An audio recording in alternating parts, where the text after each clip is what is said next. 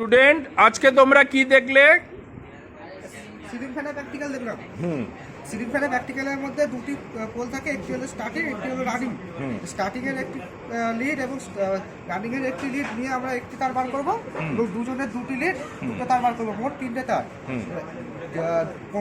কমনটিতে আমরা phase line দেবো এবং বাকি যে দুটো তার পড়ে থাকবে তাতে আমরা ক্যাপাসিটার লাগাবো। ক্যাপাসিটার লাগানোর পর যে কোনো একটি তারে আমরা নিউট্রাল ফেজ দেবো। নিউট্রাল দেওয়ার পর যদি পাখাটি অ্যান্টি ক্লকওয়াইজ ঘুরে তাহলে ঠিক থাকবে, বা অ্যান্টি ক্লকওয়াইজ করলে আমরা তারটা চেঞ্জ করবো। তার মধ্যে একটি রিং থাকে, হ্যাঁ, আর নিচে বিয়ারিং থাকে ছোট এবং উপরে থাকে বড় বিয়ারিং, আর একটি স্প্রিং থাকে। কোথায় থাকে? নিচে থাকে। আর কি থাকে? ঢাকনা থাকে, স্ক্রু দিয়ে আটকানো থাকে। এই তোমরা সিলিং ফ্যান সব দেখলে ঠিক মতো?